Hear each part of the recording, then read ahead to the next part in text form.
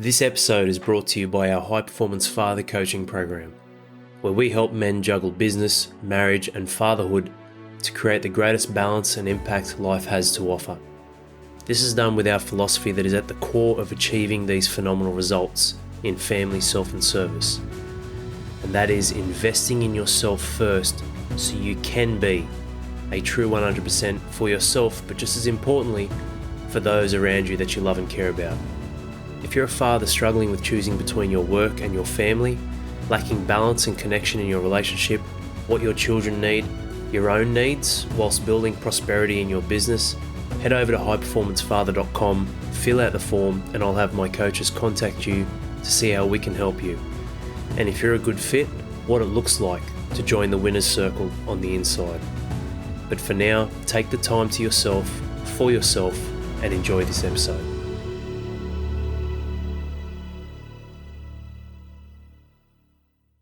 Welcome to a special episode, guys. We have John Kirkland, who is a member on the inside of our High Performance Father program. JK, thanks for joining us, man.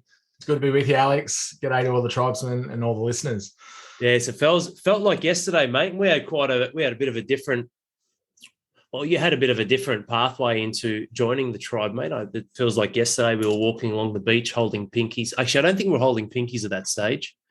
Maybe next year, mate, when we do the running, we will be, because we're going to run the beach. We drew the line in the sand. I think the line is still there, but it was actually really interesting how we met and connected, John, where it was through a friend, a mutual friend with one of my brothers. Well, I think Les is my brother's best mate. He was his best man in his wedding, but we met through Liam gave me your details or vice versa, and we connected, and then you were up on the coast, mate.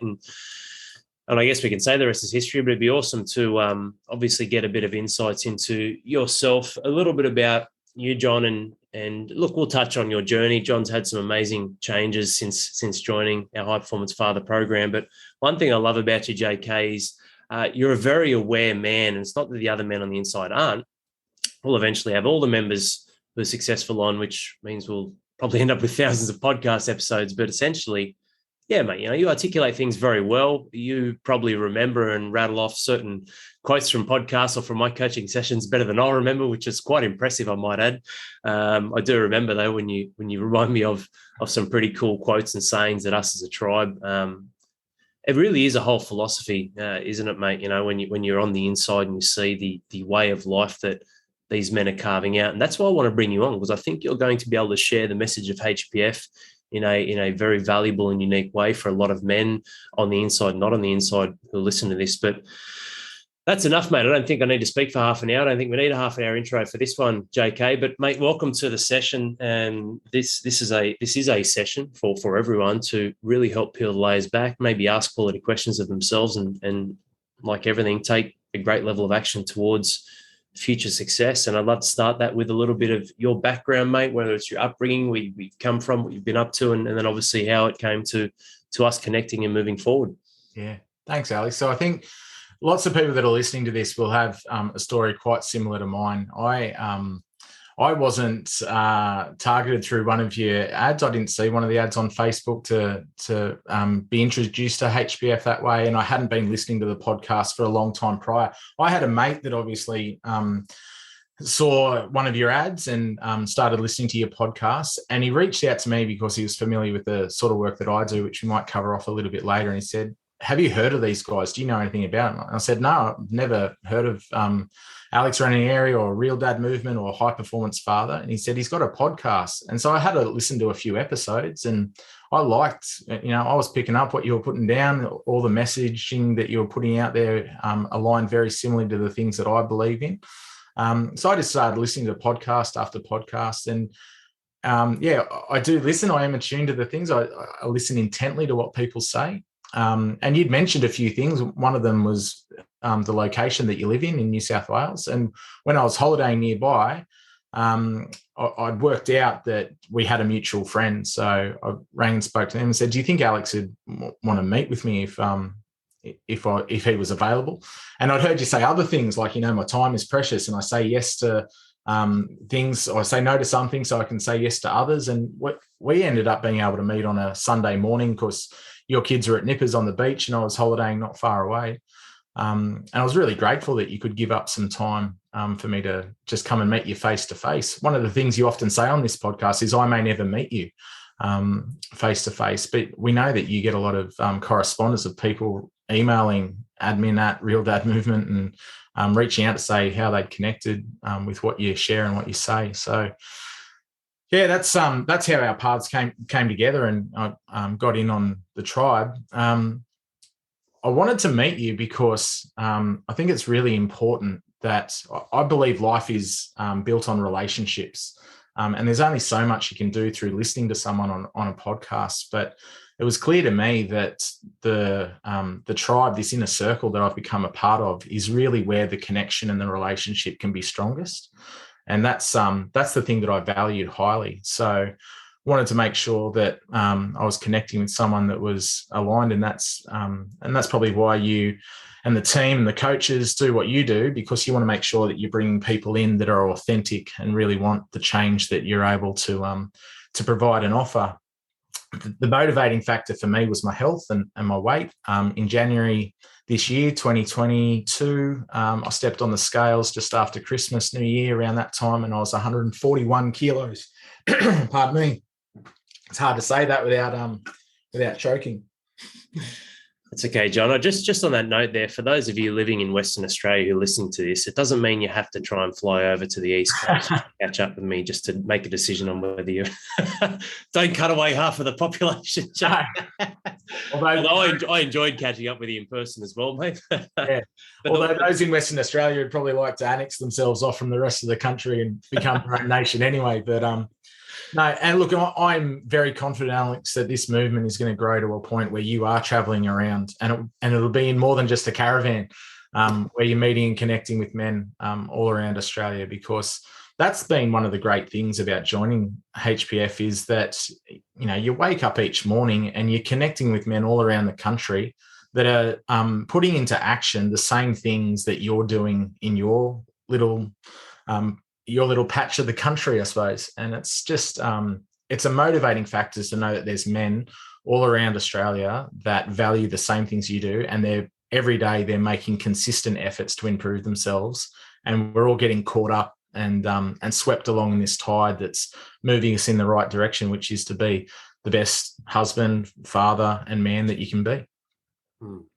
It's when you put it that way, mate, it's something that that's why I love doing these sorts of episodes. Even I can overlook, anyone can. But it's all about remembrance and bringing to the surface what we do, why we do it, how we do it, and with who we do it with. And that's a very inspiring thing, JK. Like, I see the men, I see the names, I see the tribe, but essentially, yeah, when we open up, we have a look, and there's just a thread of wins and victories and winners and what they're doing. I'm like, man, these guys are in Tasmania, they're in North Queensland, South Australia, Western Australia. It's pretty crazy, isn't it, mate? Like, you could quickly forget that and be like, oh, yeah, that's my tribe. It's like, well, that's not the tribe we're all living on the same street. It's actually, these are men that are thousands of kilometers away, and we are all in tune with exactly what's necessary and needed to win, and sharing and inspiring that with each other, which is very cool. But not to cut you off, mate, as you're taking yourself away from Jim Carrey out of Me, Myself and Irene with some cotton mouth and grabbing a sip of water. But yeah, you were saying you were quite overweight. And we talk about energy, and it's not by any means that this is predominantly a fitness program. I don't ever want to be pigeonholed like that, and people think or commoditized, where it's like, well, why don't I just go see a PT or join a gym? But the byproduct of what we do is your physical, mental, and emotional energy goes through the roof. I mean, your body and your mind is connected. But yeah, you were just sharing them, mate, when you did a weigh-in, and obviously started at around that 141 mark. Yeah, and it was massive. And things you've shared about yourself, Al, resonate with me. You've got a really great ability to be relatable and connect. So a lot of the things that you've shared about being overweight as a child, and the green cordial, and the pizzas and all that sort of thing, that's been my life too from a young age. I can remember lots of incidents of bullying throughout primary school and high school, and self-loathing. And my weight's always been an issue that I've struggled with. And diet and exercise, everyone talks about that when it comes to weight loss. You need to move more and eat less. And that's true. You will need to do that to shift it. But what you've brought in to my way of thinking that I hadn't had before. It's about your self-respect and your self-worth and your self-love and how you value yourself. So I think I said in my introduction video to the tribe back in January that there is no question that I love my family. I love my wife and I love my 4 children. But when I have to ask myself the question, am I leading them well? My answer was no. I'm not leading my family well. I'm not leading my wife well. And I'm not leading the 4 young people that my wife and I have brought into this world. And I wanted to do something about that. I really wanted to change the way I was leading my family. And in the last 3 months, I can tell you that has absolutely been the focus of what I've been doing. And the benefit of that has been weight loss. But it's not just been weight loss. It's been an increase in my health and my energy, in my focus, in my work, in my community. I'm very community minded. I've lived in the same geographical area my whole life, 40 years in southern Sydney. And, you know, I am known by the communities that I'm a part of because I make an effort to reach out and connect to them. But ultimately, I want my kids to be able to look at me and say, Dad loves us, Dad loves me, because I know that he's caring for himself to be able to care for me. And it's those cups that you speak of, your cup's got to be filled so it can flow and pour into the other areas of self and service, has been a dramatic shift in my thinking. It's unreal, isn't it, when you look at it? And I take the example, as you would know, and those who've listened to the episodes, of being half Italian, so the I guess the ethnic side of things, where it's that whole sacrifice and give and give and give. It's like, well, you know, sacrificing, it's not sacrificing for the family. You're missing a word. You're sacrificing yourself for the family who needs you. Isn't that ironic? Like it's so you're actually sacrificing yourself and the family. And this is what people don't quite understand. And it's not selfish. Like we're not talking about narcissism here or doing things at the cost or detriment to others or trying to get either stage ready and become Mr. Olympia or have a $1 billion business and never see your family and work 28 hours a day, which obviously is impossible. But you get my point, mate. It's about actually having all of it. And you can have it all, JK. Like when you zoom in, it might be you do 2 things really well and one thing, you're aware of it. And that's half the battle, man. That's probably 80% of the battle. You're aware of it, but maybe it's not getting your attention right now. But then when you zoom out, having the skill sets and the energy, as you said, physically and mentally, to be able to top up where you need to, when you zoom out, it's not so much all these little chaotic spirals of which ball you're holding and which ball you're juggling and so on and so forth. It's actually when you're zoomed out, they've all got a slight upward trajectory because you have the awareness and the ability to look after all of them. And that's a big thing that can only ever come from one source, which is yourself. And I think that handles the chaos a lot better too, like because life has chaos. Like you have it, I have it. It's a part of life, and this is something where we reflect on what we can control and sometimes let go of what we can't and what we shouldn't try to control. And when you look at that, mate, essentially, yeah, there's going to be times when you zoom in when there is parts of chaos, but you can still have a better handle on the whirlwind, so to speak, if you're investing in yourself to become 100%. And I guess, is that the reason why, like when I look at this, and I love to make notes at times with our episodes so I don't miss a beat when we have special guests like yourself on, but you said you were not leading the family, your wife and your children. How? Like, what does that look like? What does not leading tangibly look like? Was that one of them? You know, you weren't showing through example, through actions in yourself, your body, your mind. Like what does that actually mean, John? Let me give you the best example I can. Is one of the greatest changes in the last 3 months has been a morning routine, which you've helped me establish. Previously, my morning routine really started at midnight. If you go on the 24-hour clock, I was the sort of person that would stay up late until midnight, and then I'd start to think about going to bed at that point. And when I did, I'd take my phone with me and I'd scroll and I'd circle around through the apps and the news websites and the blogs and, you know, get to the point where you're just drifting off and the phone would drop out of your hand and smack you in the face and the forehead. And then you go, oh, I'm tired enough to go to sleep. And then you'd set an alarm and then you'd snooze through the alarm. And I'd get to the point where my alarm had gone off too many times that I'd just stop it, and I'd just stay in bed until about 8 o'clock in the morning, thinking, well, now I've got my 6.5 hours sleep.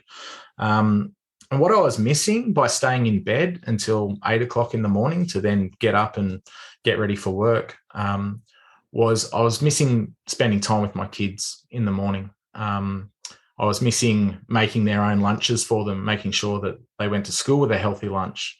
I was missing seeing their faces. I mentioned earlier, I've got 4 kids. They range in age from 16 down to 6. My eldest is in year 11 of high school. He would wake up. He's not a school refuser, so he'd just wake up, do what he has to do and get ready to leave for the day. And I just hear him say, bye, love you, and walk out the door, and I'd hear the door slam, well, not slam, but, close behind him. I'm like, he's gone for the day and you haven't seen him. And reflecting on that now, the way I'm living my life, I wasted a lot of precious mornings that I'll never get back. And you say it often, Al, you hate waste. And one of the things we waste is our time and our energy, and they're things that we don't get back. So what am I doing now? What am I doing differently in my morning routine? Well, it does, again, start the night before, but I'm getting to bed early. So I aim for 10 o'clock. I don't always hit that, but it's pretty consistent around that 10 o'clock mark. And so those 2 hours of sleep that I'm getting that's extra in the morning, I'm taking them and then using that time.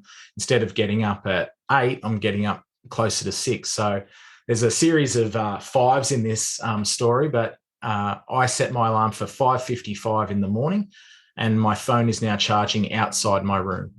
I don't use it as an alarm clock on my bedside table because I can just reach for it and hit snooze. But when the alarm goes off at 5:55 in my phone's outside my room, I have to get up. And when I get up and go and hit stop on my alarm, I'm up. So then I get into my day and I go and use the bathroom. I've got my gym clothes or workout clothes laid out for me. So I get dressed and I go and walk for 5 kilometers, and it takes about 55 minutes, just walking for 11 minutes per kilometer. And I do that 5 days a week. So to Monday to Friday, and do my other health stuff around the weekends as well. When I first started doing that, Alex, I did that on my own. Day 1, woke up, did it. Day 2, woke up, did it. Day 3, when I woke up at 5:55 and started getting ready, do you know who else woke up and started getting ready to go for a walk? My wife did. And we went for a walk that morning, and we've been walking every morning since. So she comes for a walk with me. She doesn't do the full 5Ks because she's got to get back home to get ready for work and drive off. But it is so, when we talk about leading our family, it is so good to start my day walking alongside my wife and our dog. And just chatting to her about the things that happened yesterday and what she's got coming up today and what I'm dealing with. And I'm investing in myself. I'm investing in her. I'm investing in our relationship. And she shares things now with me that we previously probably wouldn't have talked about. So it's just great to have that. But it's all stemmed out of me investing in myself first, doing that twice in a row. And then my wife saying, well, he's making some changes that are positive. I want to be a part of that. And she's got on board with me too. You used a word earlier, Alex, about selfish. That was my biggest concern about joining HPF and being part of this movement is I knew it would come at a financial cost, and I knew it would come at a cost of time and energy and effort. And I'm like, do I invest in that? And after I'd met with you and we'd gone for that walk on that beach together, and I came back and I spoke to my wife at the end of our holiday, I said, look, we've just finished a great holiday. I want to have as many summer holidays with you and the kids as I can. And if I keep living my life at 141 kilos, my life is half over. You talk about winning the second half in life. What does the average adult male in Australia live to at the moment if they're healthy? Is it 82? Is that sort of the average lifespan? Well, at 40 and a half, 41, I am typically halfway. And that's if I was healthy, and I at the time was not, and I've still got more to do. But my life was statistically more than half over. And I don't want to disappear off the face. I don't want my wife to be a widow. I don't want my 4 kids to grow up without a father in their life, without me in their life. So I had to be the change. You know, you want to change the family, change the man. You want to change the marriage, change the man. Make those internal improvements in yourself, and all the things that flow from it are so profound. So yeah, I'm seeing the leadership come through with my wife wanting to take on many of the habits that I've started to bring in. That I'm now waking up, and my wife and I, we get back from our walk, and I'm awake, and I feel fresh. You know, I've got a sweat on, and my kids wake up and they come downstairs and they see that I've done a workout, and they go, Dad's investing in himself. Dad's fit. Dad's getting strong. Dad's losing weight. I've lost 20 kilos in 3 months, and yeah, more to do, but the kids can see it. My daughter said to me just yesterday, Dad, that T-shirt's too big on you. You need to throw that out. I'm like, that is the biggest tick for me. It's really nice that they notice those sort of things. So I'm making them healthy lunches. I'm putting Post-it notes on their lunchbox lid, you know, telling them that I love them and that, you know, hope they have a great day. And it's the greatest feeling any man can have, to know that he is leading his family well. And we might finish on legacy, but I think far too many times people have ended up on their deathbed and regretted, you know, those missed opportunities. None of them have said, I wish I spent another day in the office, or you know, took that extra work call. In the work that I'm doing with men particularly, I feel too many men find their identity on what's printed on their business card or what's parked in their garage. And for me and the men in this tribe, we are finding our identity in who we are as ourselves, but also who we are as fathers and husbands and partners, and what we do in our community with our workplace. Mm. It's a solid point there, mate, when it comes to your own identity. And we talk about this on the inside. I've mentioned this in podcasts too, JK, and that was an amazing share, mind you. So thank you for sharing that for not just me, but for the guys listening. But yeah, mate, like your identity is purely a choice of who you choose to be internally, and then making that truth out in the real world. And that's incredible, man. Like, it's, when I talk about incredible or unbelievable or phenomenal, well, it is believable, and it is a standard when we look at that and go, well, JK is getting up, and then his wife is joining him on walks, and then we look at this, and this was episode 199, opportunity cost. So these are the opportunities, mate. So what a lot of guys don't realize, they get stuck in the chaos and the whirlwind of life, just treading water, trying to survive day to day. It's like, well, hang on a minute. You're trying to push away the negative things. And we talk about that, you know, like the compound interest on you know, the detrimental effects on your life and your habits and what you're doing, and then how that will destroy or bring you down and bring you to what we call, unfortunately for so many, the alternative. But what about the compound interest on the opportunities? So the opportunity cost is being aware of the great things you can have. So for you, it was missing, you know, an hour and a half, possibly in the morning with your children. Like for me, we've got a great team. I don't work, you know, 80-hour weeks anymore, JK, but obviously I still love what I do, and I'm working, and I guess you would consider this working right now, but I love what we do, and you know that, being on the inside. But I still make the time, and I look at it, and I'll spend 4 to 6 hours a day with my children, and that is just, like, you cannot, not even price, you can't even put a perceived value on that, because even in the moments, you have no idea the compound interest of your children reading that Post-it note every day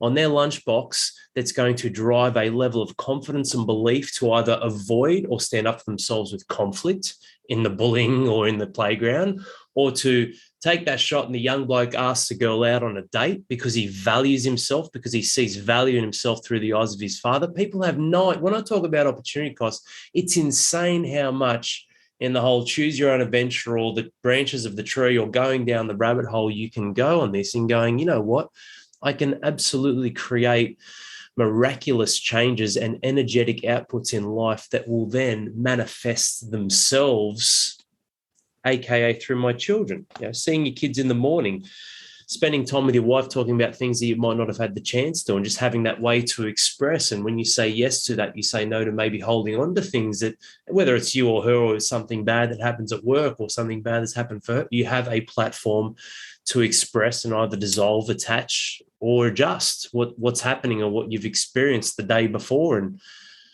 this stuff, man, I cannot stress it enough. Like, it's never, those listening, you know it, John, but because you're on the inside, but this is not about judgment or blame or pointing the finger. And people think I'm raw and direct in my Facebook ads.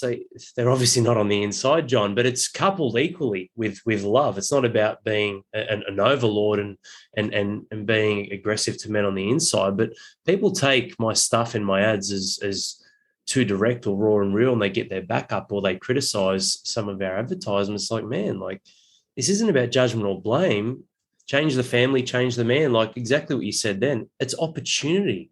These are all opportunities. They're not burdens. Oh, why should I have to do this? It's like, what do you mean? Well, you should be asking the question, why don't I want to do this? Like, it's crazy, isn't it, mate? But some really solid shares there, JK, on not just opportunity cost and what it's costing you, but how you're now seizing the opportunities as well.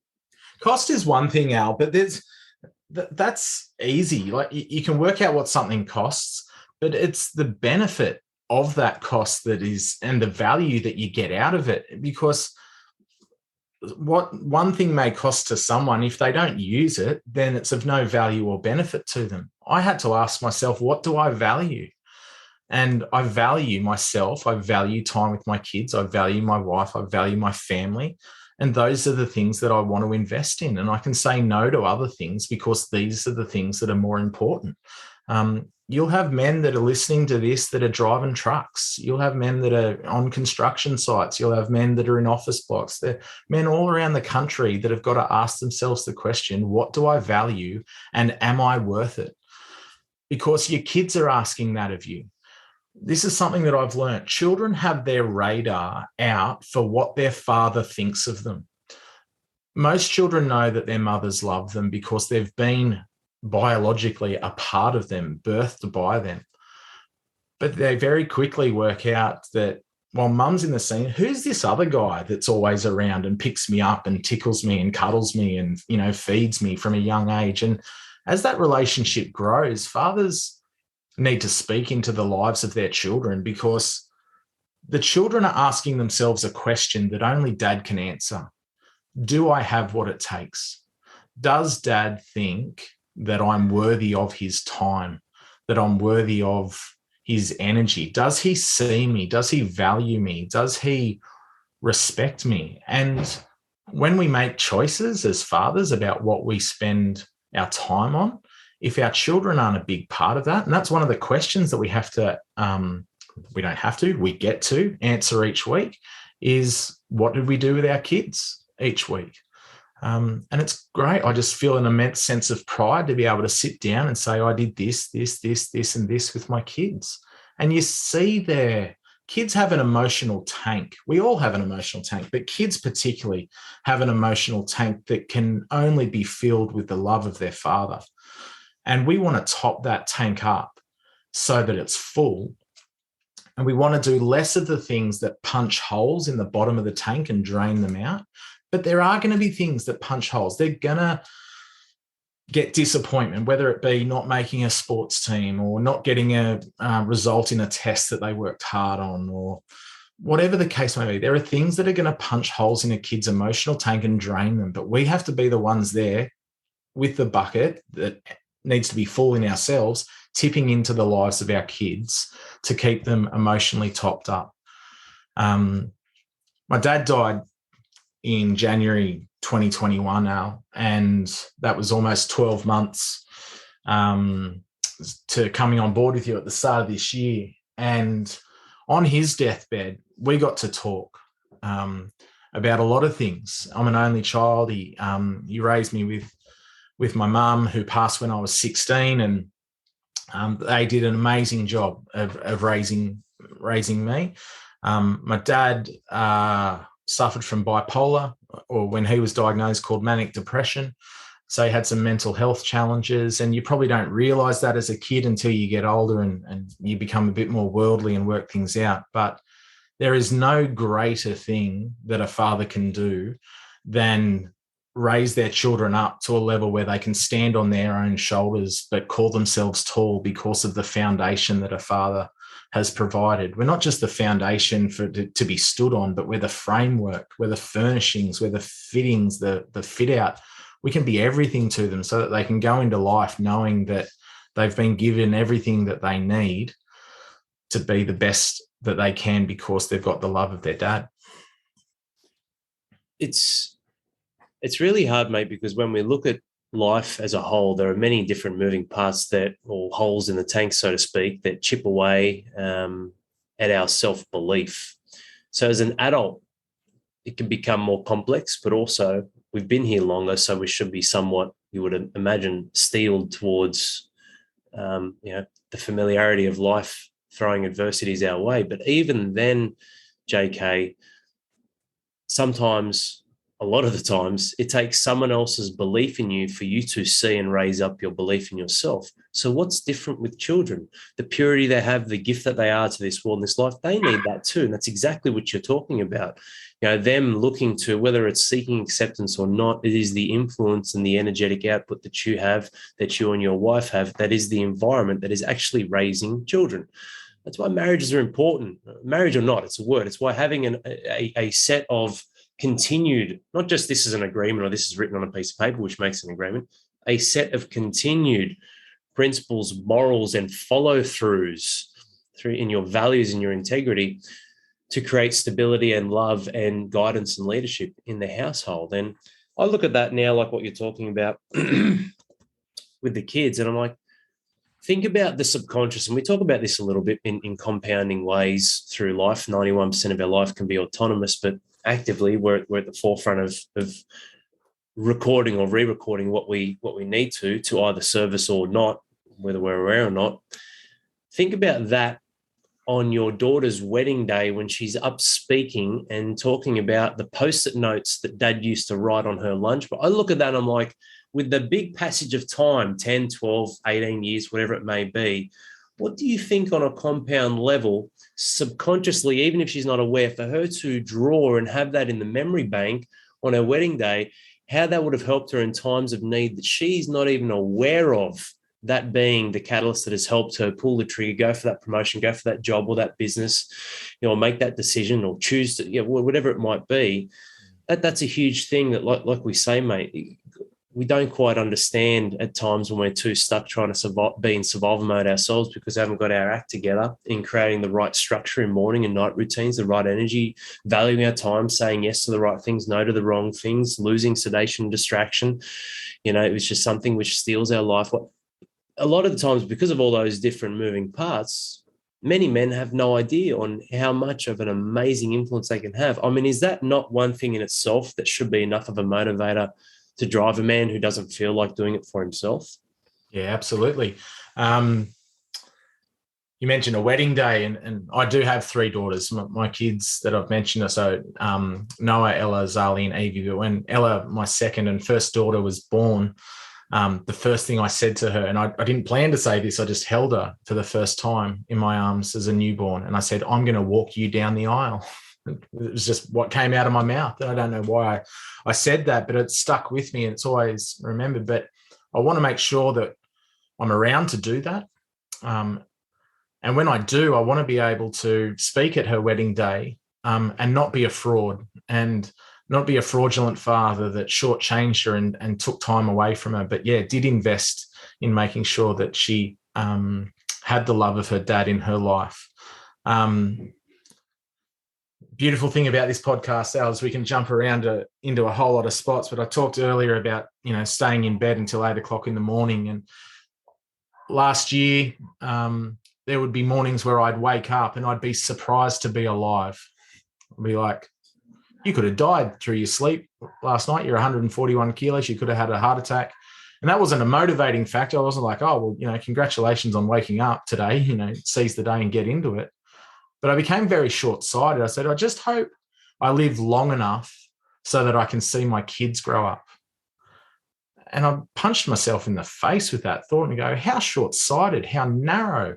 You don't want to be around just long enough to see your own children grow up. You want to be around long enough to see your children's children grow up. And hopefully, because I've had children young started at the age of 23, I may be around long enough, and with the way health's going and increasing people's lifespan, I might even be a great-grandfather at one point. But if I didn't make a change, I wouldn't be around to see that and to be a part of their lives into the future. So, yeah, I think it's incredibly important. The little investments that you make, you never know what one thing you can say into your child's life, that they will hold on to and remember forever, both positive and negative. I mean, Alex, you're a very fit man. You can lift a lot of weight. It's incredible the journey you've had through football and CrossFit. I can't claim any of those sorts of elite sporting achievements. But one of the things I know that is one of the muscles that is the strongest in my body is my tongue, and how I use it, and how I can use my tongue to build my children up and to make them feel valued, but also how quickly I can just cut them down with a word or a sarcastic remark. And the way I learned that, on one occasion where I was feeling good about myself and fit as a kid in my early teens, I registered with a couple of mates to go in our local community fun run, which was a 5K fun run around a park. I'd lost a little bit of weight in the lead up to that in training for it, and I was feeling good about myself. And I went in the event, and when I crossed the finish line, I had no idea where I came, but I hung around with the others. And then they gave out awards based on age group. And I came 5th in my age group for the fun run. So I came home with that little certificate, and I showed my dad as a teenager, and he said, "Oh, that's great, son. Congratulations. How many were in the race?" 5, implying that I came last. And I buried that with me in my subconscious in my life for a very long time. My dad was a very witty man, quite loving and caring, but that was just an off remark that really cut me. And I've carried it with me for a long time since. And he didn't mean any malice by it, so I don't hold any grudge against him for that remark, but it's just something that he said to me, and he probably would have, forgotten it that day and not known the impact that it had on me. But as fathers, we need to keep our words nice and soft at times in case we have to eat them. So we don't want to be hard and harsh in our words. We certainly should be strong and disciplined. Children need boundaries, and fathers set them really well. But it's the way we speak into their lives. We want them to have those memories of us being people that were on their side and supported them to achieve their best, but without, we want to be, we're not cheerleaders, but we want to be coaches and people that get alongside them when they need us most. Words are very powerful, aren't they, mate? They really are. Sometimes your word, especially to yourself, is not enough, right? We need to take all types of actions, your thoughts, feelings, they're all different levels of actions or wavelengths, I guess, but they can definitely be on more susceptible or vulnerable minds, black magic, and not white magic. And like yourself, mate, I enjoy a joke and a laugh, and in the right context of things that it's not that your father was inappropriate. It's like it would be a great laugh and a yarn, but it all depends on the position. And unless you're aware and proactive and present inside of your children's lives, you can't get a read on that. You can't get a read on whether you should have, because I'll stir the girls and Roman a little bit. He's obviously languages. He's only 20 months of age, but the other two, I can start to stir a little bit here and there. But it's always done with such an eye and awareness on the energy, obviously the purpose at hand and what it's tied into. It's not going to be something,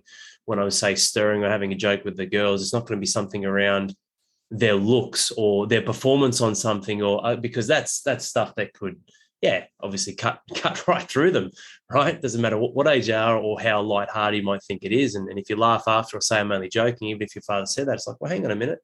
Was he though? Or did he just respond? So then we start to play this game of, actually becoming cynical and cynics inside of our own mind, even if it is genuine on the other end. But one thing that was very interesting, talking about, geez, I hope I'm just alive long enough to, why do you think so many people, I say people because it's not just men and fathers, we're directly connecting with fathers, so this will obviously apply to fathers and men, but why set the bar so low? Is it a belief thing, JK? Is it a belief system? Is it because they don't have the right environment or tribal people around? Like, why do people in life, it's insane, man. Like, it's actually, I see that as harder. You're on the inside, but I see what we're doing, pushing through, being uncomfortable, striving forward, much more liberating, much more fulfilling, way more control, way more results and better results. Like, I actually see what we do, whilst initially there's pockets of hardness as opposed to laying on a lounge watching TV or something. I see that as being way easier than setting the bar low. But what's happened? How's the script been flipped over to be the opposite? Like, why do you think that people set the bar so low? I think they self-sabotage, and their self-talk is a big part of it. I think one of the other things that, in regards to setting a bar, is that comparison. They say comparison is the thief of joy. I see that happen a lot in the lives of men, where they're comparing themselves to others. I've learned to just start comparing myself to who I was yesterday and just trying to get better and be that better version of myself the next day, and just making these small incremental changes and changes over time that you see add up. And I think it's also maybe what they value. Children are also products of their parents and their upbringing. So you might look to all the men that are in the tribe might be able to share stories of their own upbringing and their own father experiences. And I reckon there's two types of people that really connect in this organisation, Al. One is men that had good fathers themselves, and they know they benefited from that. It was really important to them, and they want that again for their own children. And the other side of the coin is men that didn't have a great upbringing, that their fathers were distant or divorced or dysfunctional in some way, maybe even death crept up on them, and they grew up without a father in their life. And because of that, they know they missed out. They can feel it internally. They don't need it pointed out to them. They just feel that there was a loss in their life. And because of those things, we have this opportunity. You talk about winning the second half in life. My mum died at the age of 49 from bowel cancer. So when I turned 24 and a half, I thought, well, that's, if I live to the same age as my mum, I'm halfway at 24. We spoke on Sunday night about Andrew Simon's untimely death. We've experienced the passing of Shane Warne at 52 years of age. If someone had come up and tapped Shane Warne on the shoulder at the age of 26 and said, "Oi, mate, this is halfway. You are halfway through your life right now," what would the second half be like? My wedding anniversary is the 11th of September. It was 5 years after that dreadful day in the United States. Not one person that woke up on the 11th of September and went to work in the World Trade Center, not one of them thought, oh, you know what? Today, a commercial airline might fly into the side of my building and 3,000 people might die. It was a day undoubtedly that changed the world. None of us know when our day is. So that cliched saying, live every day like it's your last, and one day you'll be right. I don't want to waste the days that I've got. I don't know how much sand is in my hand. And I want to use every day that I've got to just be getting a little bit better and impacting the lives of the people I love, and helping raise up a generation of men that value their role of being dad, being a great father. I can't think of anything else that I'd rather spend my time on. Like, it's just such a profoundly important impact. There's nothing else matters. We love Metallica. Nothing else. That is true. Nothing else matters. That's the thing that matters the most.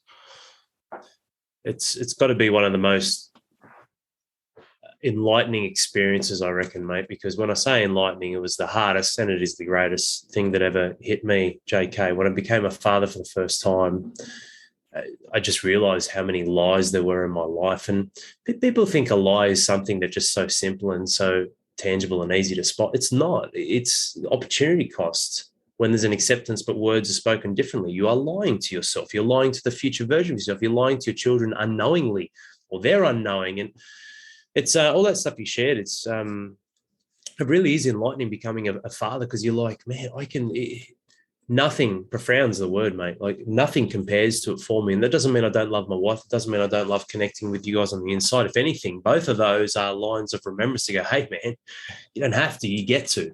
You think because a baby pops out that you've earned the right or the title to fatherhood, or to be a father or dad. It's something that maybe guys take for granted, or maybe they don't, and life has just swept them away, John. But that's because their cup isn't full, right? So we throw our hands in the air. It just is what it is. There's nothing I can do about it. Well, let's go upstream 8 years. What have you been chronically doing, destroying the way you handle time, a valuable resource, and energy? I mean, that's incredible. Talking about that with Warney, could you imagine? Like, he was in the peak of his career, just dominating the world. And no offense to Murali lovers, but Warney's the best spinner of all time. There's no doubt about that. And just an absolute character. I couldn't imagine someone saying that to him at 26 years of age. Yet, why is it so different when someone hears it at 41 years of age and they don't click?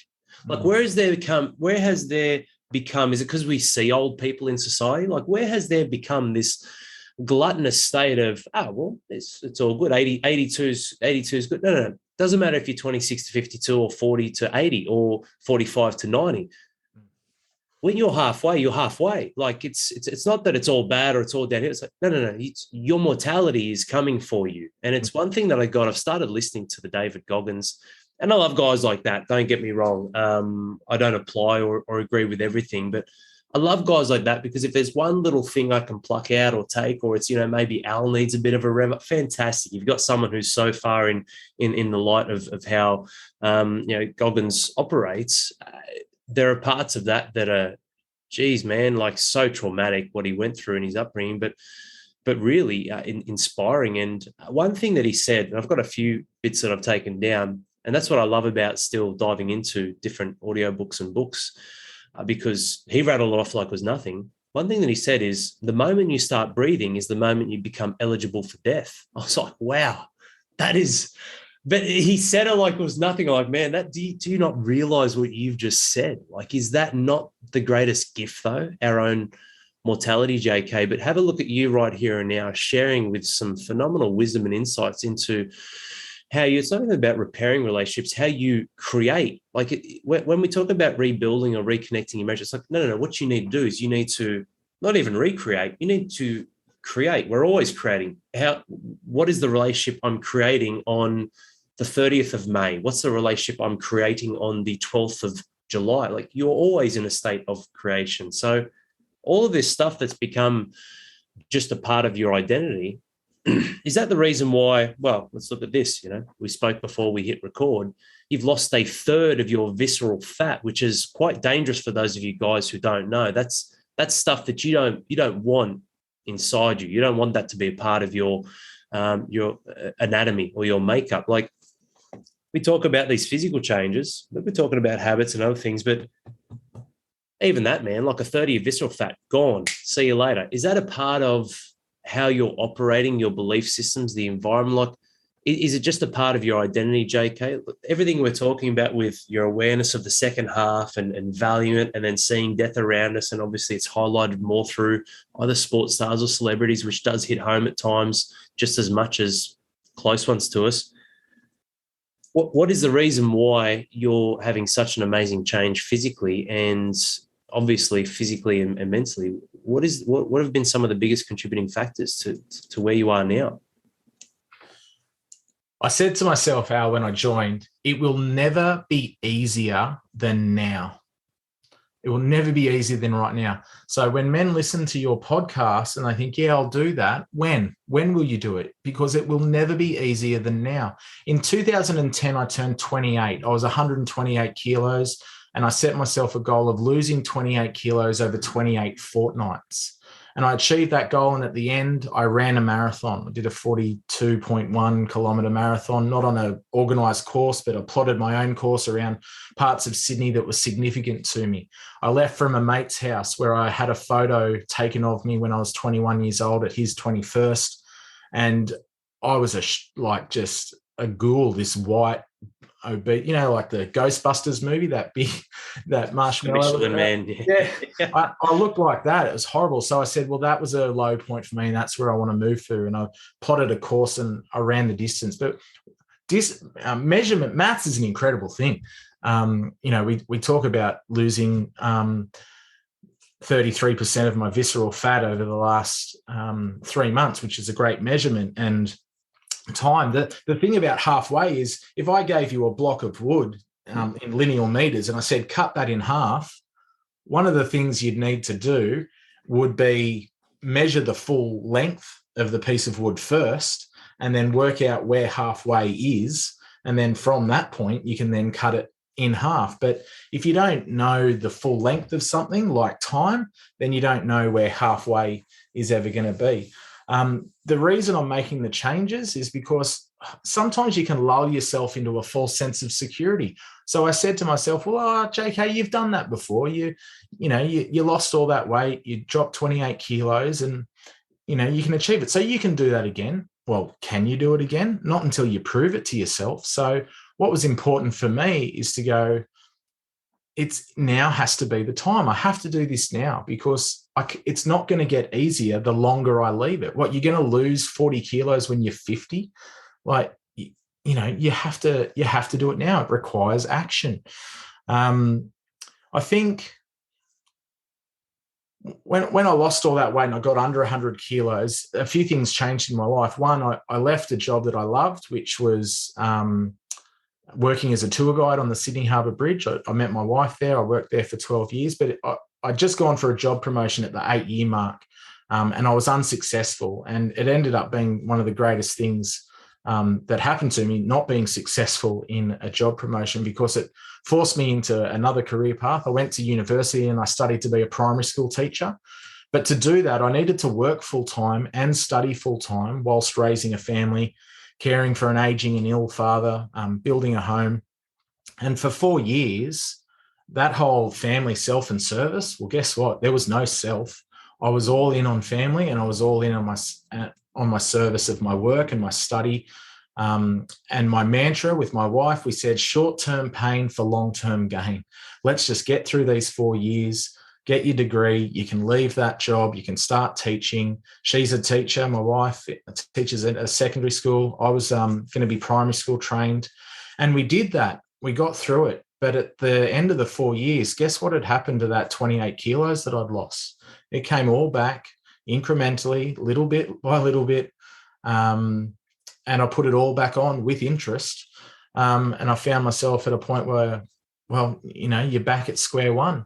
And what's been interesting this time around at the start, Al, we talk about the crabs in the bucket, and as one person's just starting to free themselves and get free, another crab will just reach up and grab you by the leg and drag, no, you're not getting away, drag you back down. And I've got great mates. They're very supportive. But I know that because I've lost weight again, there will be a part of them that is thinking, oh, yeah, we've seen this before.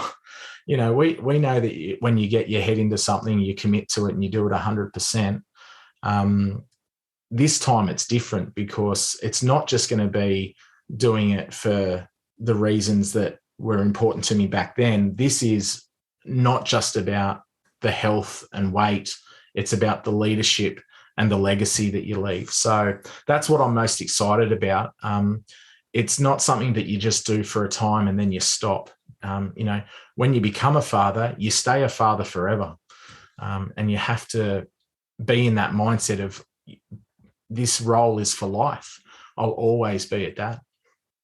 Very powerful points there, mate. And none more important than what I think that the biggest takeaway I got was it becomes a complete identity shift. And that's not to say that there was parts of you that were created and parts of you that died when you did your marathon. I mean, that's an incredible feat. But what was the driver? Was it maybe not surface level, but was it as deep as it needed to be that drove a complete new outlook and identity of who John Kirkland is going to become? Maybe, I guess maybe not, because you didn't maintain it. Or maybe it was a knowledge thing or an awareness thing because it was family and service, not so much family, self and service. Where is this coming from? And when you naturally fill your cup of self, it will overspill into those two anyway. Is what I don't quite understand. But 2 points on that, mate. I think that the crabs in the bucket's a great analogy, and they'll get pulled back down. But essentially, when we're left to our own devices as well, we need to recognize that sometimes we are the only ones in the bucket, and the bucket is a range of different perspectives. It's a collective of your perspectives, your personalities, personas, values. And so there might be a great part of you that comes up, but then there's the cynical or pessimistic part that just pulls you down. That won't happen, or I don't deserve this. Or so it's almost like there's two buckets in life, JK. One where we're with the environment, the immediate surroundings. But also I look at it in that respect, so many men don't have that bucket. They actually are just in their own. Maybe that's what they need, a bucket right next to them of other crabs that are leaning over and pulling him and going, hey, we're all not in.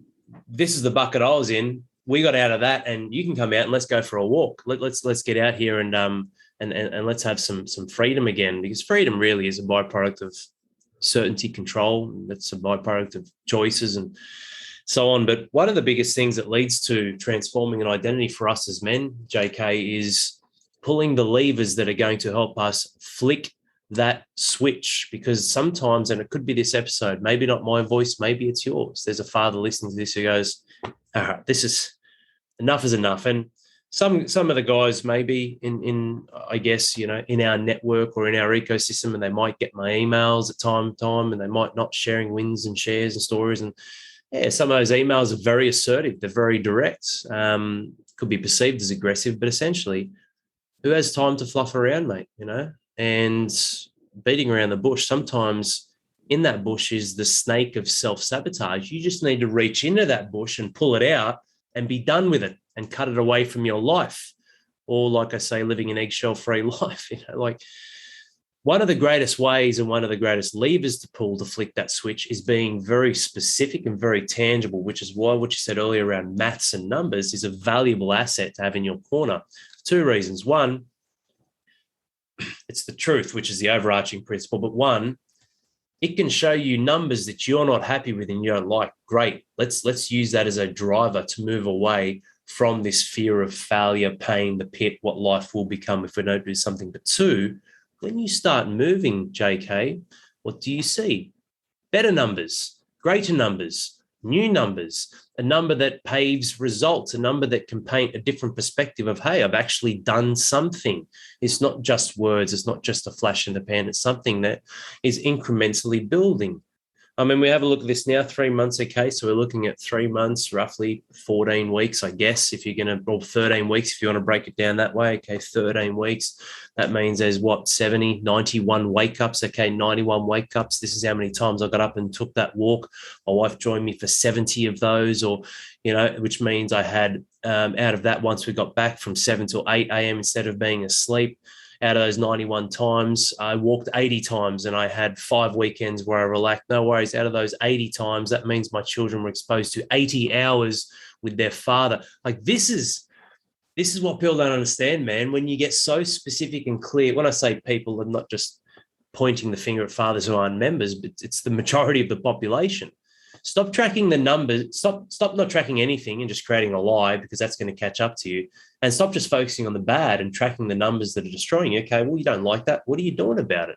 Have a look at the numbers of the great things you can do. And they're great things. Why? Because it's 80 times potentially, John, not I went for 5 walks or I walk every day, because it dissolves the importance. I walk every day. It's great. It's like, well, hang on a minute. What was the byproduct of that? Well, I walked, which means I had to wake up early, which means when I got back, my kids saw what I did, which means there was leadership 80 times, which means there was 80 hours spent with them. Compounding effect, man. It's why numbers and being very specific. I mean, I'm open to your thoughts on that, but being super specific with facts in or the future facts, or in what you're doing, your actions, will actually lead to better feelings. And that's what we talk about, having both, mate, facts and feelings. Yeah, they go hand in glove. They say if you can't measure it, you can't manage it. That's true. But more than that, as I started this, we said, I believe that we're built for relationships. And the thing that I think is that all of these opportunities that I can measure, that's one thing, but I am creating these memory-making moments with my family every day because I'm present, because I'm there spending time with them. And I'm making sure that they're getting those good memories so that when I'm not here, whenever that day comes, that they can look back and go, well, it was the times that Dad was present and he was with me and he got up early. Remember how Dad turned his life around and he did something valuable for himself and how it impacted me? That'll be my legacy. Absolutely. What you've obviously got fatherhood and legacy is a big thing that we speak of, because yes, one day you and I will pass in the physical form, but what does remain in eternal life? Well, it could be your great grandchildren who got an opportunity to spend 1 or 2 years with you, or it could even be their children who are going to adopt the mannerisms, belief systems of your kids, their kids to their grandparents, their parents, and then in themselves, you know, in 2140 or something like that. But essentially, mate, yeah, it's something that you're obviously experienced in being a father yourself. You've seen HPF on the inside. And for those of you who don't know because we haven't spoken about it, or you mentioned briefly, didn't mention the organisation, JK works with the Fathering Project as well, which I'm not sure, and I'm sure you'll have a better outline of it, mate. But I do believe it might have been. Is it something that was born in Western Australia through a doctor? Or yeah, that's right. So the Fathering Project, we're a research-based not-for-profit charity. We're a preventing kids harm charity. It started in 2013 in Western Australia, and our founder is a medical doctor. His name's Professor Bruce Robinson. Bruce, as a doctor, has the unenviable task of telling a lot of men, and many of these men fathers, that they are terminally ill with an asbestos-related lung disease like mesothelioma. Like many of the listeners will remember the James Hardy court battle with Bernie Bampton, and mesothelioma and asbestos-related cancers are quite prolific, particularly in men. So Bruce had to tell a lot of men that they were going to die. So just think about that. What if you had a medical appointment because you had a little, cough, and they said, we've done some x-rays and we've found this tumor on your lungs and you've got stage 4 lung cancer and you've got 6 or 12 months to live. What do you do in that 6 to 12 months? And that's what Bruce heard over and over and over again. Men say to him, what do I do in the time that I've got left to be the best father that I can be? And Bruce, being medically minded, he's into the research. And so he looked at the research internationally and in Australia. And it's no surprise to you, Alex, or any of the people in the tribe or the people that listen to the podcast, because if you're listening to this, you obviously care about your role of being a dad. Children that grow up with effective and intentional fathers or father figures in their life have significantly improved development outcomes. And conversely, children that grow up without an effective or an intentional father in their life have a greater exposure to risk and negative outcomes in life, like juvenile delinquency, alcoholism, drug addiction, early or unwanted sexual activity and behavior, and the list goes on. And when fathers can speak into their children's life positively and be there for them, show them unconditional love and identify in their children the things that make them special, then children are going to have happier, healthier futures. And that's what our organisation is about. I love that we've come into each other's sphere and circle. When you did COSI, you had one of the tribesmen, Ben Duggan, and Ben won't mind me mentioning him by name. He's grown a pretty wild beard, Benny. And that came about through a back injury where he suffered an injury that was so debilitating that he couldn't stand up long enough to be able to shave comfortably.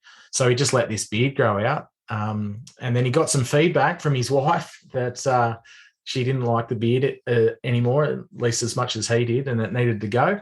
And so, so Ben's made a decision to shave his beard off, but he wanted to do it for a charity. And so kindly, HPF and the coaches, particularly Drew, introduced Ben to me, and our team have organised a fundraiser. So Ben set himself a goal of raising $5,000.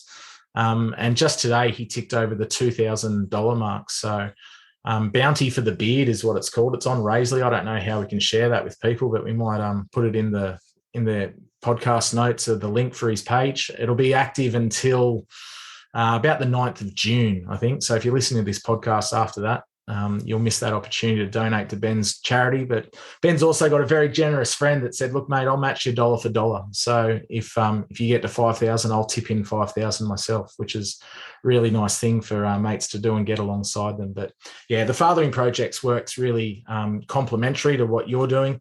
When I first met you, Al, I said that, the Fathering Project is warming men up to the idea of how profound their impact can be. But this organisation, and when you come into the inside and surround yourself with other men that are really dedicated and determined to be the best dads that they can be, it sets them on fire. It is elite. It is high intensity. It's everything that a father needs to be impactful in his life. And it's a great change. And the reason I stepped in and I said to you, I'm going all in now. I want in on this, is because I wanted to be one of the first in the room. We've got over 200 tribesmen at the moment, but I'm confident that this will grow to be a movement that sweeps all around Australia. And I want to be amongst the first. When I started at Bridge Climb, I started on their 5th anniversary, and I always looked at the people that had joined the organisation earlier than me and envied them for them being sort of like the startup, and they were there from the inception and the beginning. But as founder, Alex, you've built an organisation that has the great potential to impact men all around Australia positively and have the opportunity to change a generation within a generation. Because once men start realizing, get a laser-like focus on what's important to them, and then they put all of the steps in place and the bricks in the wall, and they take action, then unstoppable, just absolutely unstoppable. And I don't know what I'm preparing myself for, Alex. I look back on my life, and I've lost both my parents before I turned 40, and lost my mum at 16, which I've mentioned earlier. And but I don't know what's on my horizon, and I'm getting battle ready, because life's going to punch you in the face. I don't know what's going to happen to me. I don't know if I'm going to lose my job, I'm going to get a cancer diagnosis, or, there's going to be a trauma or a drama in one of my kids' life at some point. But I would just want to make sure I'm as well prepared physically, mentally, and emotionally to be a stable influence in their life, so that when the storm comes, I can captain that ship and sail it safely through to the other side, because I've invested in myself, and I've built myself up. I've got capacity. I've got high courage, long commitment, and whatever life throws at me, I will be better prepared because of the steps that I'm taking now. Crisis is never a good time to start building your boat. You need to be ready. So get ready now. Yeah, amazing shares, John, and solid point there at the end as well. It's and then the Fathering Project, that's a tough gig, man. Like, what do I do with this time? And he would have had obviously endless conversations and that question being thrown his way. And it's incredible to see that. And I went to school with Ben, actually, Benny Duggan, and it's awesome to see this, and to see this charity that I spoke with Ben, and we've spoken. He's had several back spinal operations, and it's really hard, isn't it? You talk about being battle ready. You don't know because he was young and healthy and fit. Obviously, most of us were to some degree in school, but I've known him since I was 5 years old. Like, we went to primary school, everything. So it's been a long time, and you just don't know which direction life will take people. You really don't, to the stage where I'll see people who already look like they're in their 50s and they're not. They're in their 30s and early 40s, and life is just cutting them to pieces, mate. And I guess that the big thing is really asking yourself a question and aligning with what it is that you do want inside of your life. And too often people just allow life to pull them through. And it's not so much about that, JK, because you lose the ability to actually create life and navigate and steer your own ship. I mean, I'm sure you've heard the saying, just on your last point there, it's better to be prepared for an opportunity and not have one than to have an opportunity and not be prepared. I'd like to just expand on that it's better to be prepared for life and what life might have for you around the corner, the good, the bad, and the ugly, because then you're not staying in constant warrior or fight or flight mode, but you're also, not just sitting on your hands thinking that, I've had a good run, I think we'll just keep kicking along and everything's all right. I'm solid enough. I'm good enough. I'm fit enough. I've got a knee that, technically is completely destroyed with no meniscus, no cartilage, bone on bone. I go and see specialists and they're just amazed. They're like, how are you even here? Well, sorry, we can't do anything for you. That's been happening for a few years. And I think I stopped that pursuit in 2019 because I was like, well, why do I keep seeing all these specialists about stem cell and PRP? My knee's going great. I talk to my knee, like I have a relationship with the consciousness of the cells inside of that knee and whatever remains. I obviously work hard on my ankle and my hip and I work on the muscles around it. I stay active. And so even I, being someone who might be perceived through society as fit, healthy and strong, with something on an internal traumatic issue that I've got there, you can't stop, man. Like you must always prepare for all that life has to give you. And then if the things that are troublesome or troubling you or challenging or an adversity comes your way, you're prepared. If something great comes your way, you're prepared. If life is cruising, you're prepared either way. You're prepared to acknowledge and appreciate and just breathe and be grateful. And it's one of the 10 points in the last podcast episode, be grateful, not wasteful. That's never come to me before. One, because like you said, I hate waste, but two, I used to actually adopt the mindset of be grateful but unsatisfied, because that's how you stay hungry, right? I'm like, well, hang on a minute. Does that mean I don't have any satisfaction for what I've achieved? And this is the problem with things like black magic in the words that we speak. And looking back on, and that's awesome with Benny's charity too, by the way. We'll definitely get details. I mean, if you could look up, would that site be up, Bounty for the Beard, or is there a site for that, JK? Or maybe you could look that up on a search engine, or I wonder if you can, because if not, we'll definitely get details. If you guys want to hit us up at admin at yes, it is there actually. If you type it in a search engine, bang, it's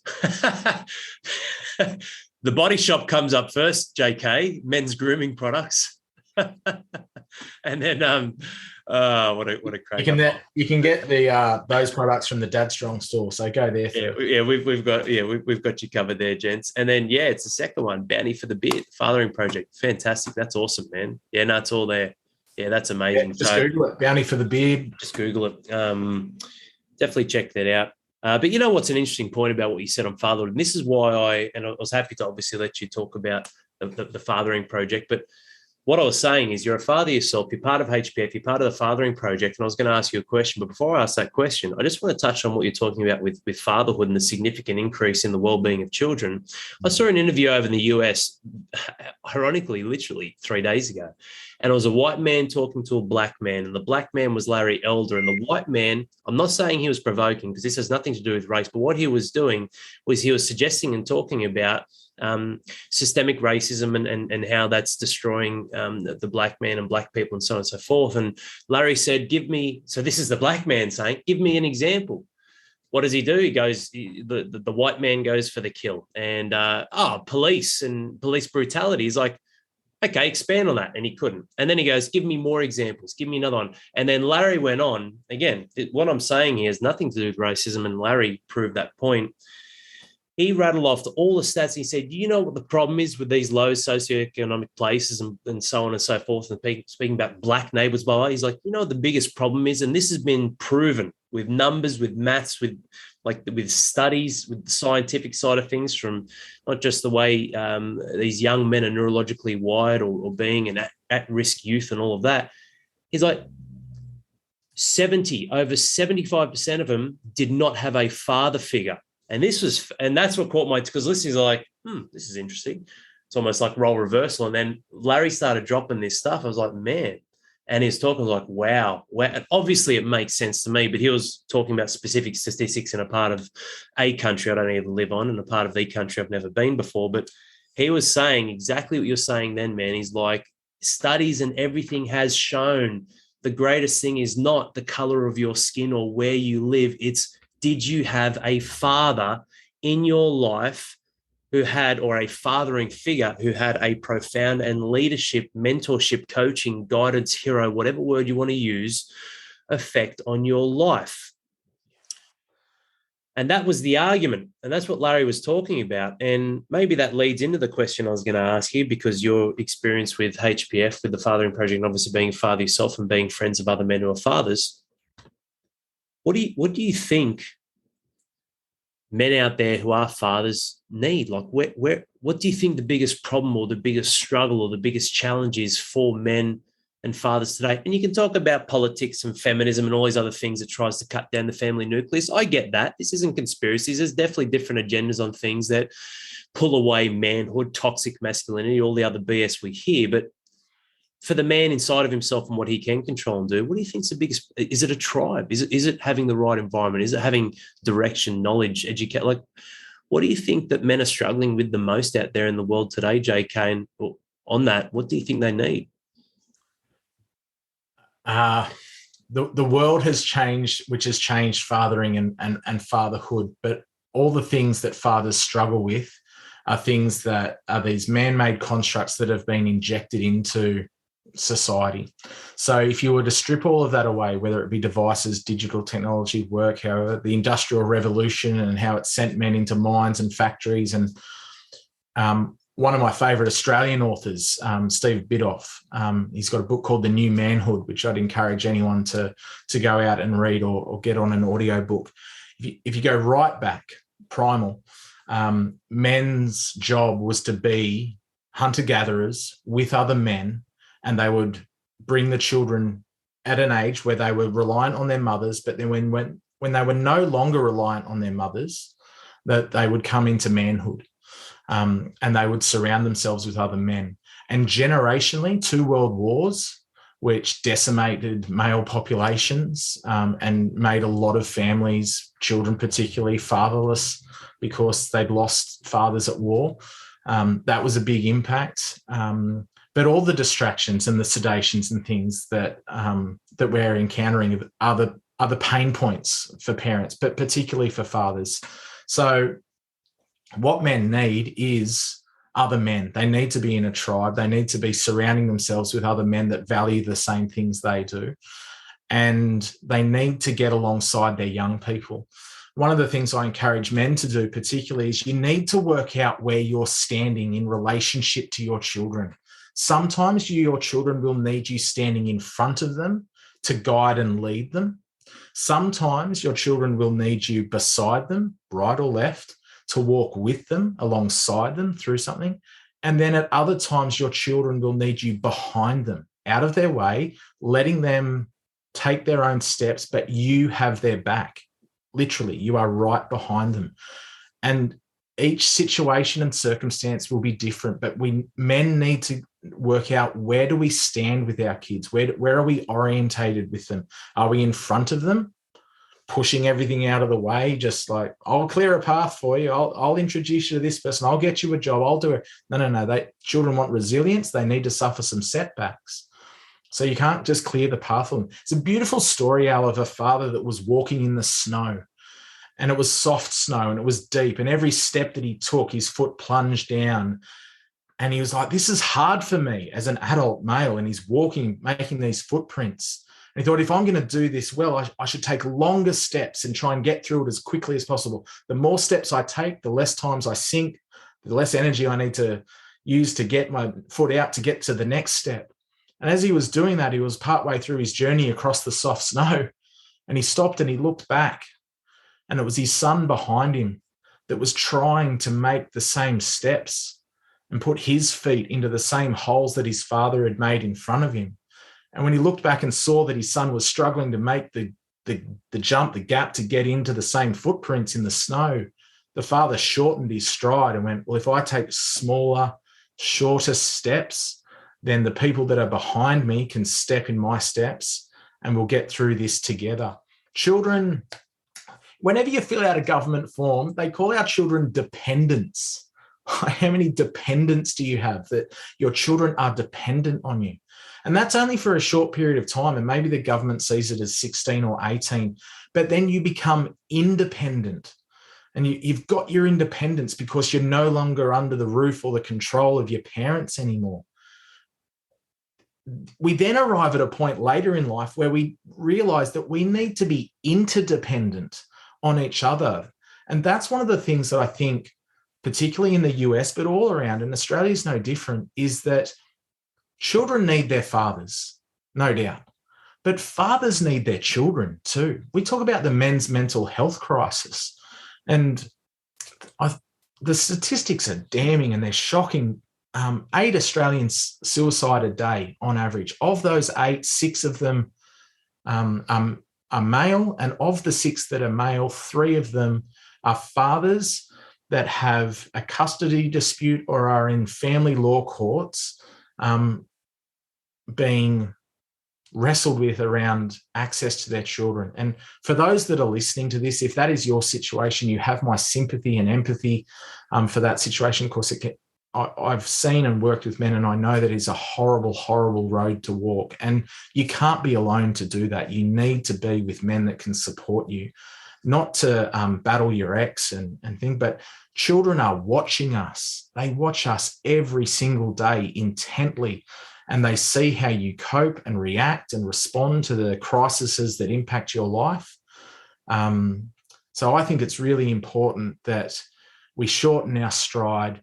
We make sure that we know where we're orientated for our children, whether they're in front, beside, or behind us, or whether we're in front, beside, or behind them, and that we spend more time together. That is key. I think that's what dads need. Dads need to spend as much time with their children.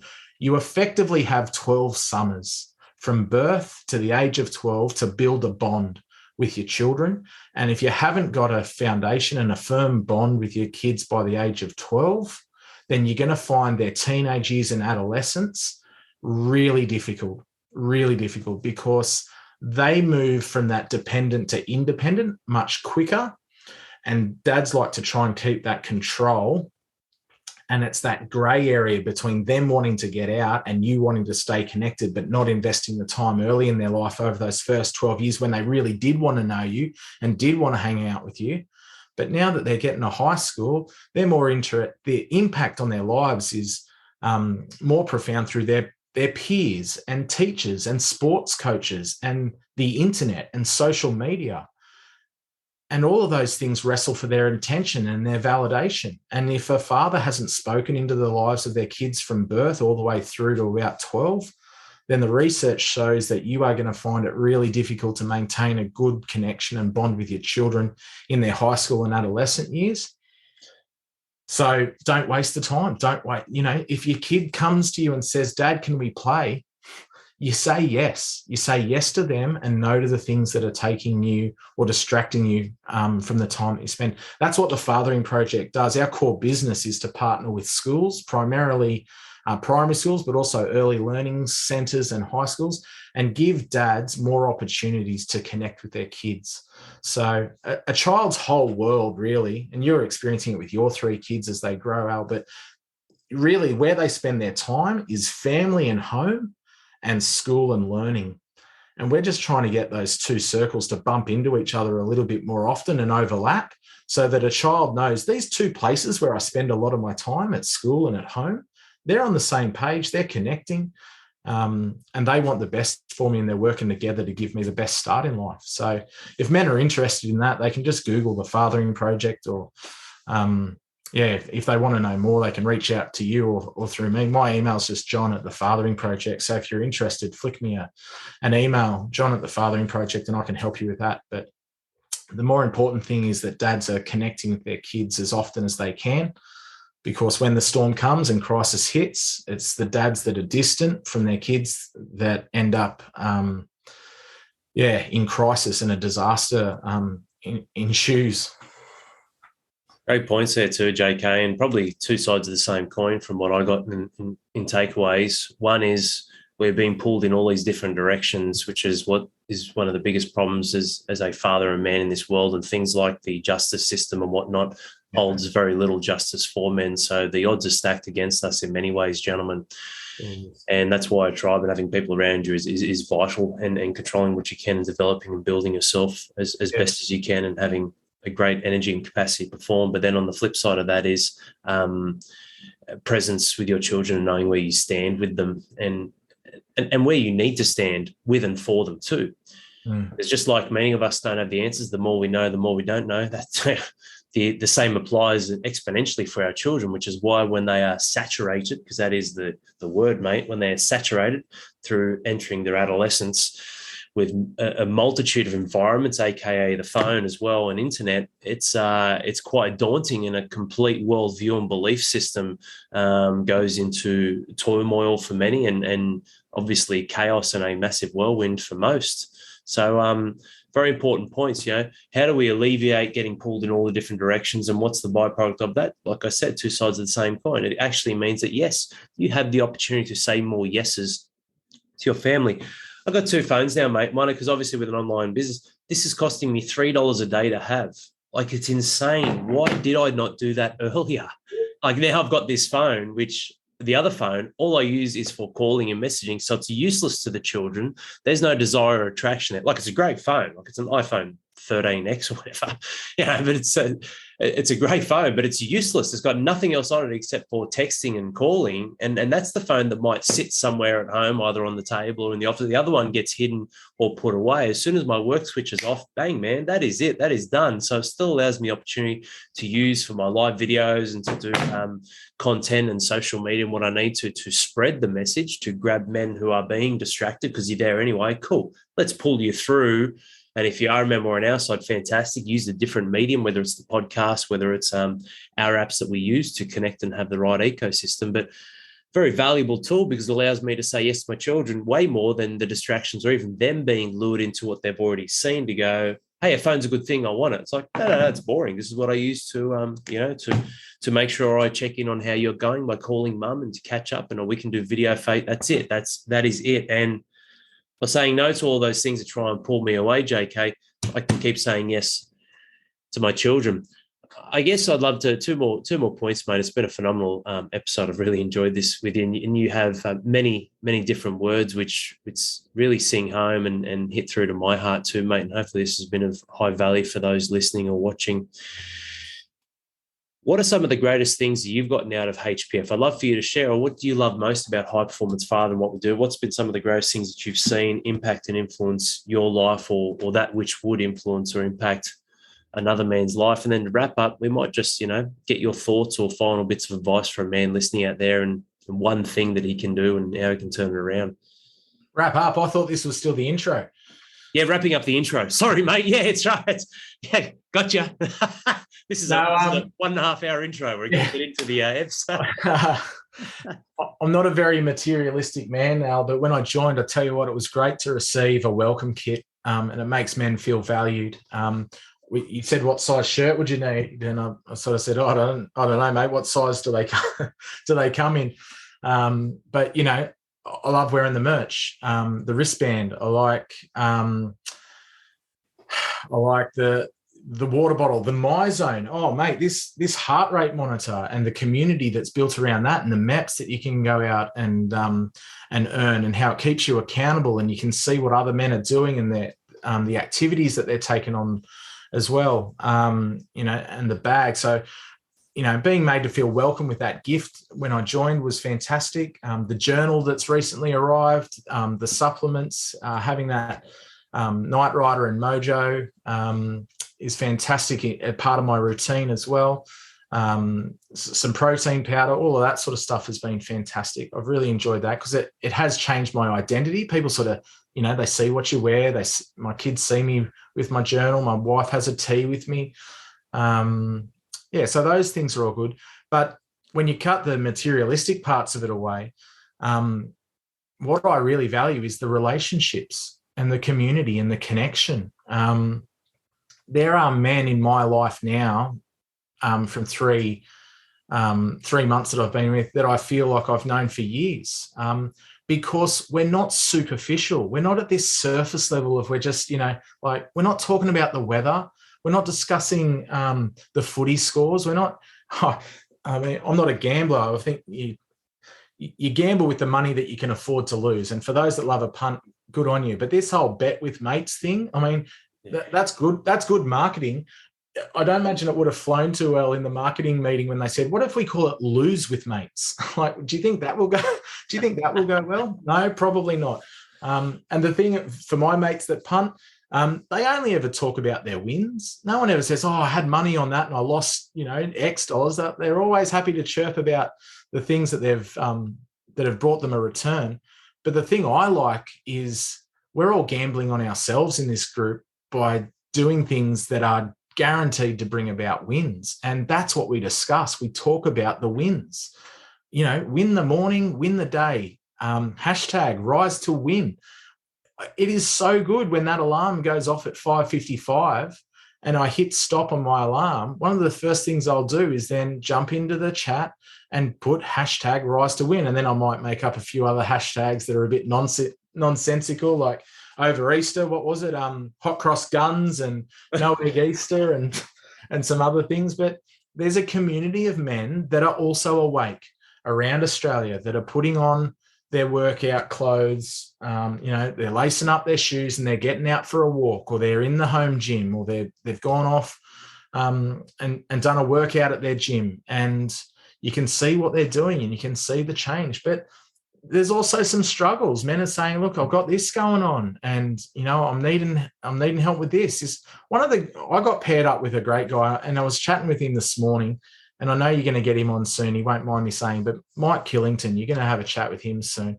He is inspirational. And I listened to podcasts before I joined HPF, and you had a podcast with Amesbury. And I get to see what Amesbury's sharing. Amesbury shared something today, and I've turned my phone off so it's not going to be interrupted, but it was just so, the quote that he shared this morning was just brilliant. There's another one that people have shared, like,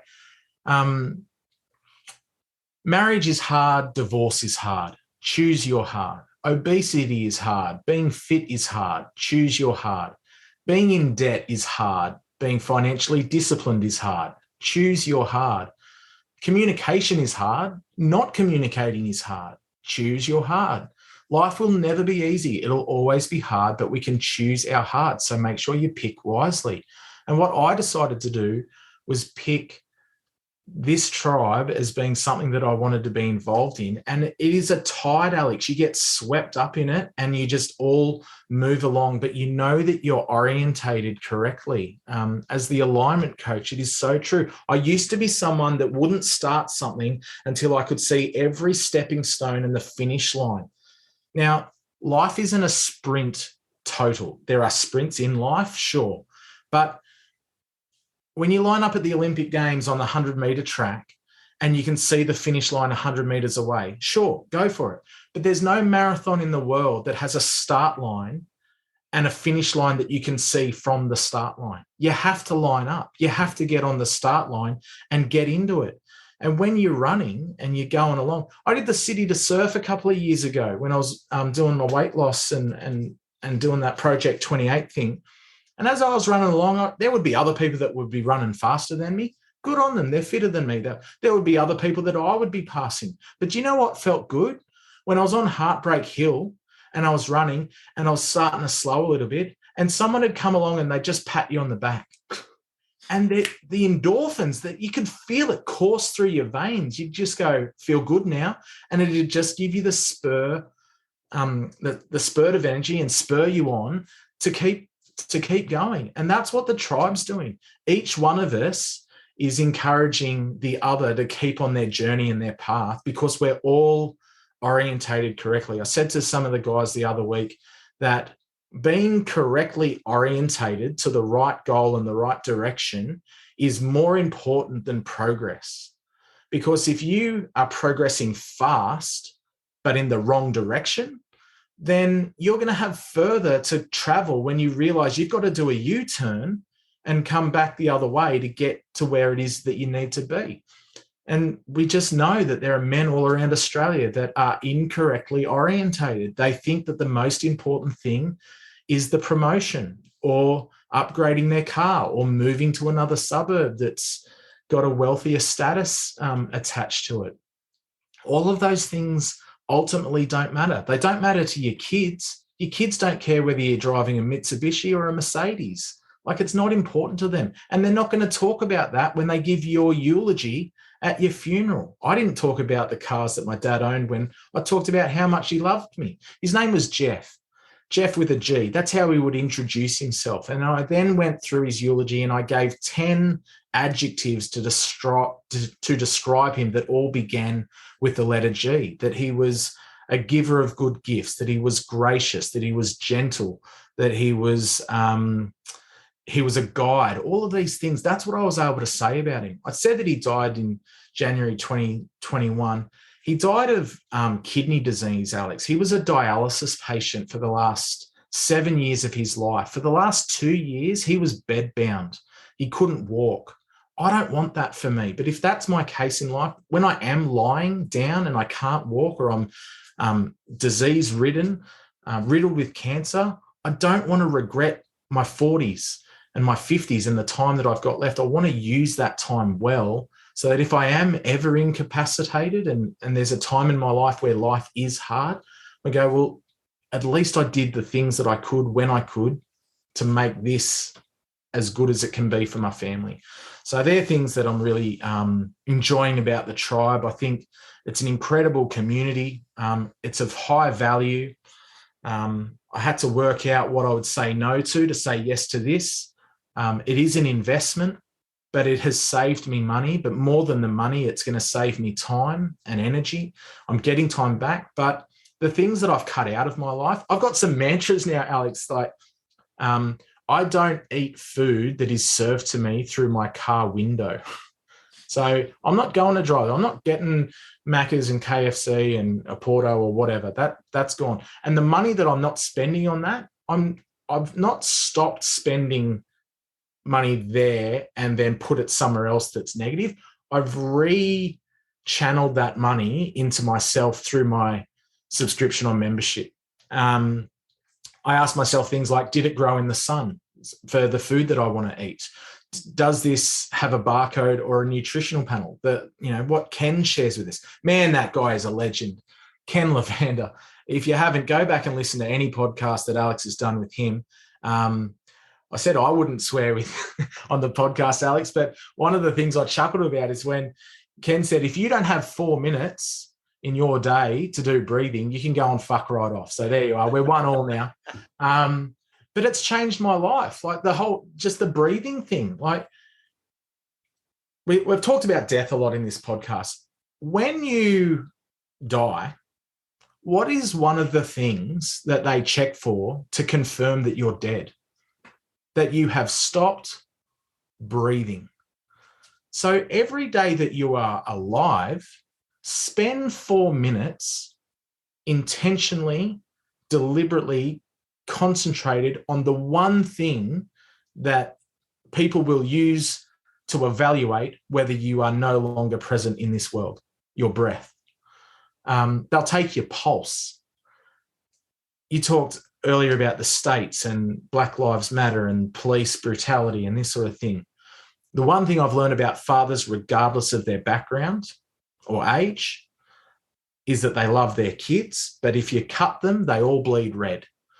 And so it's your heart. And that's what I want to see men all around the country doing, is connecting their head, their heart, and their hands so that they think, feel, and act and do things that are purposeful for the benefit of themselves, their family, and their service. And you have nailed it. So I'm so grateful and appreciative for the community that I'm a part of. And some people may only need it for a short time to give them the kickstart. And I thought, 12 months would be good for me, but I'm not leaving this. This is something for life. Like you just want to be a part of it. Why would you leave? Why would you say, oh, that's all, I don't need any help anymore, I'm just going to go back out on my own and continue on. Thanks for the memories. Like, no, I'm meeting men that I just want to stay connected to. And the new guys, mate, that join, like, oh, the way the lights turn on in their eyes, you see their intro videos and they just share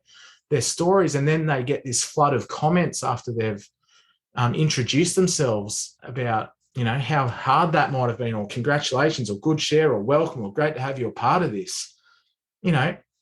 Social media is, it's a dark, dirty, seedy place. And a lot of the way men just cut each other down, the keyboard warriors, you've talked about how your ads get these trolls that come out and doesn't happen in the tribe. It's just people pumping each other up, supporting them, keeping them accountable.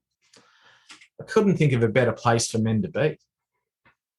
It's an amazing share, John, and appreciate the words, mate. I really do. It's very inspiring and very powerful. You know, like it's one of the reasons why I've had a few people ask, like, man, how do you take the hits like that on social media? I'm like, what hits, right? Like it's almost like I'm in a different ring. It doesn't even exist, because for me to say yes to acknowledging any of those malice or detrimental comments that essentially mean nothing.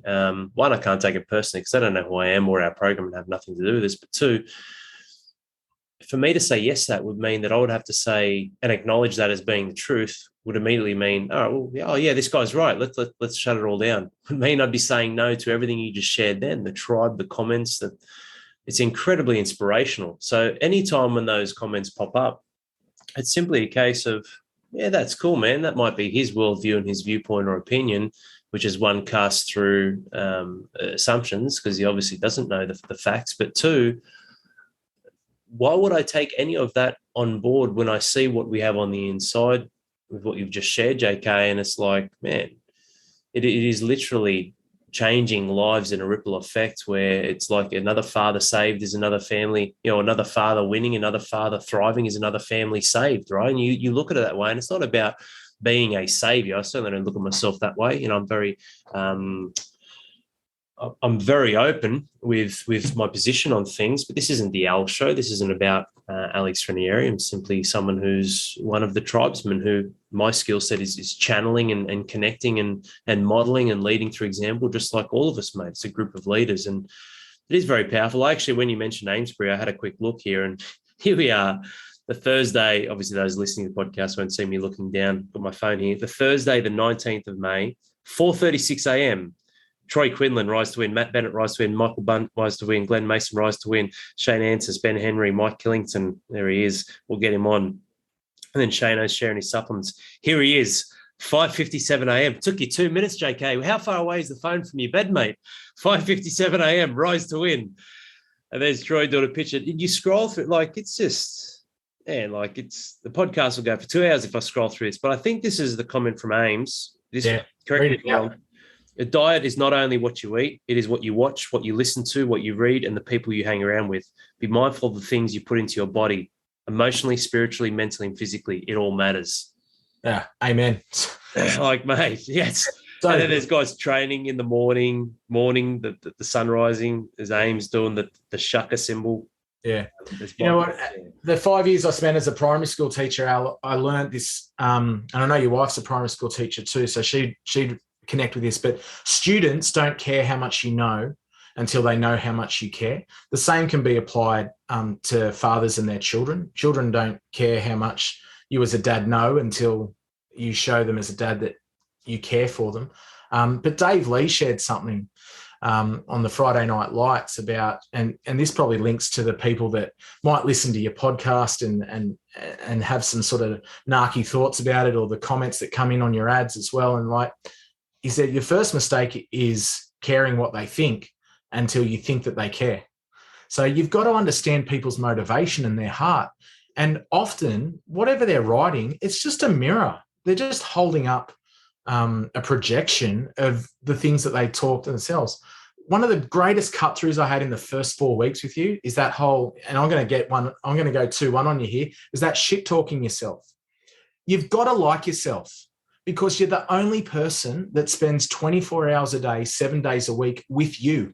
You can't escape yourself. You can't remove yourself from your thoughts.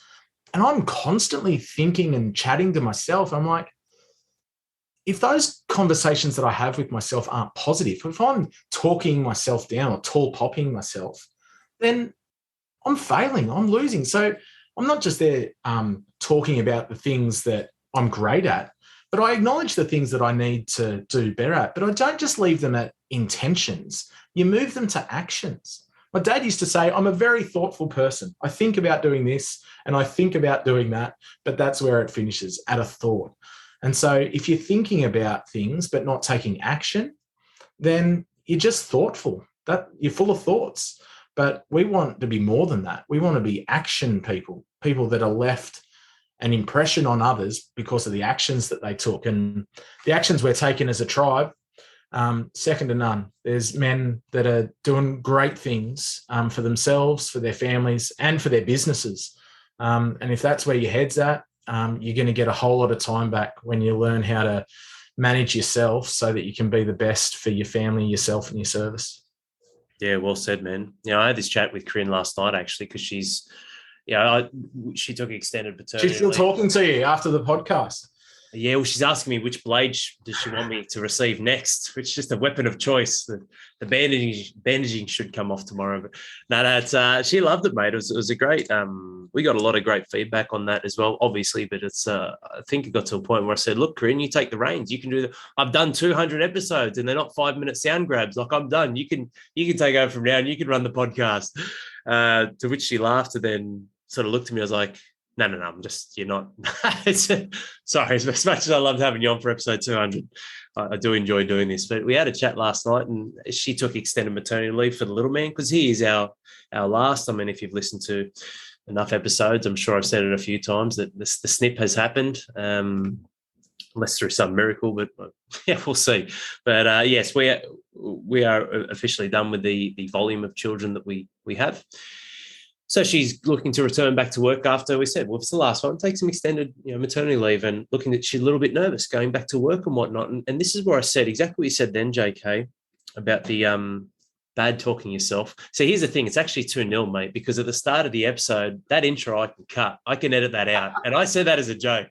I knew exactly what I was saying. So I still haven't sworn for this episode. But anyway, and I've wanted to, man. There've been some real passionate, positive. We should do an episode of positive swears. Like there's some very passionate positive swears that I've wanted to bring up through some amazing insights you've shared. But you're very self-controlled. Yeah. She spoke about, I've just got a jar. And it's like to put money in if I swear on JK's episode. Your retirement fund. Yeah. And I said to her, you know what, Corinne?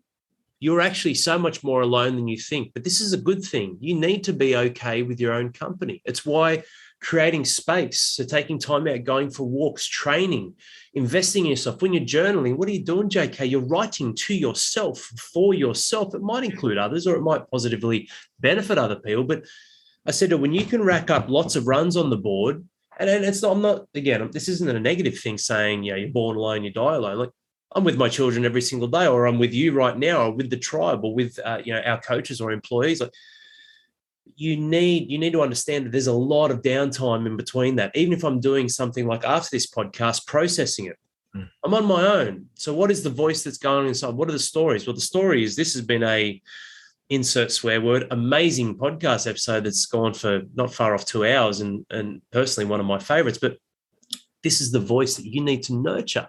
It's not about cutting down. We talk about the little voice inside. He's always going to be there. Raise him up with you. Thank you for sharing with me what not to do.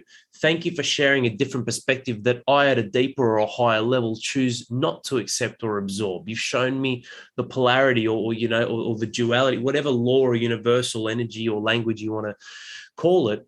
Thank you, because I'll do the opposite, just like us as fathers. But we want to hope, JK, that we're on the side of showing and modeling our children what's possible, what they can do and what not to do, obviously. But that's what the conversation I had. And she was like, you're right. I don't spend enough time on myself, with myself, for myself. So the thought of actually, because the irony of the story is you're in a classroom filled with children, but she's there earlier, as you know, she's prepping and priming it. So you are on your own. So thoughts are coming in. How will the day go? Can I still teach? Can I still connect? Which child will be good? Which child will be bad? This is what it comes down to, and what you said there, man, like being happy and in love and comfortable with your own company and looking yourself in the mirror. Nothing bad, I promise you this much as we wrap up, gentlemen, nothing bad is ever going to come if A, you're a relentless action taker, but B, that's off the back of looking in the mirror and going, I'm the man. Today's the day. This is my life. I'm the king of my castle. Please tell me, like, what bad can come of that? That doesn't mean that you're oblivious or ignorant to the adversities life throws you. That doesn't mean you sit on your hands. I said there's 2 points. You take action with that as well. Nothing bad will come from that, man, ever. So why deny yourself that? Why deny yourself that appreciation, respect, love, whatever word you want to fill. If you're not overly comfortable with using the word love when it comes to yourself, A, that should be a big flag. But B, find a word that suits so you can actually appreciate. And like the previous guests, like Dave Lee and like Shannon Brenton, be kind to yourself and learn a little bit of self-forgiveness. You want to forgive others? Okay, great. Have you done it for yourself? Probably not. But amazing episode, JK. Let's not that I want to, mate, but I guess let's wrap this up with your final thoughts, food for thought advice, someone sitting on the fence, or guys out there who feel like they're stuck. And we know what we do works, man. This is never, please understand, guys, this is never a direct or aggressive push or try to sell you or anything, but hear it from this man. Like any thoughts or advice for men out there who are listening to this, who aren't on the inside, and what they can do to start moving themselves in the right direction. Oh, mate, 2 words, join us. Like, you won't regret it. But when you're ready, my work with schools, with the Fathering Project, I need to say to school leaders, principals and the like, that we want to meet you at your point of need, but it needs to be when you're ready. So that's a good point. You spoke of Corinne and the time that she needs to spend on herself, for herself. We all need to do that. But I'll tell you one thing about men that I've observed is when a man becomes a father, let me start with the women. When women become mothers, their social circles quite often dramatically expand because they've got the time off from work and they're in baby clubs and health clinics and Karatani and Tresillian, and they just start to connect. And the thing that they have in common is other children are the same age, and they talk about their sore nipples and all the other stuff and the sleepless nights and changing nappies and yada, yada. Back to men. When men become fathers, their social circles often dramatically contract because they become busy with being dads, and all the things that they previously had time for, like being involved in a sports club, whether it be playing indoor cricket or the soccer team or darts at the pub or whatever they might be doing, playing in a band, they can't do that as much as they used to, or they try, but then they feel guilty because they're not at home with their wife when they should be doing other things. And what I've found is that being part of this tribe, it's not invasive. You pick it up when you can. If you can't get to one of the live things that are going on every week, then you can just watch it at a time that suits you. #replay. And it's great to be able to read the comments and reflect on that at a time so you can pick it up when it's convenient to you. And there's so much that competes for our time and attention. Men work, and we find our identity in our work often. I would like us to find our identity in being a father first. We know work's important, so stay connected to that because it's a great part of our lives too. Men were built for that purpose of being engaged. But consider this. If you have a heart attack or you go under the bus, however your life ends, whatever job you have, your workmates will grieve your loss.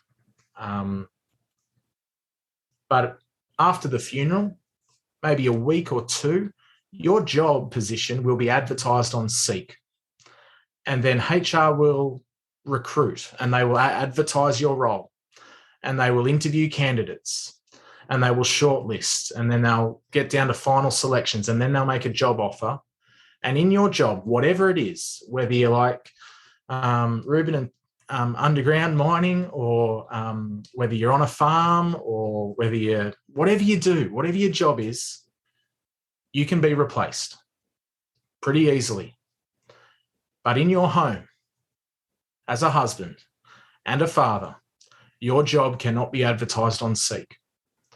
So don't waste the time and opportunity you have to impact the lives that you've created and the person that you've decided to spend your life with and connect to by investing in an environment or a career where you can be replaced.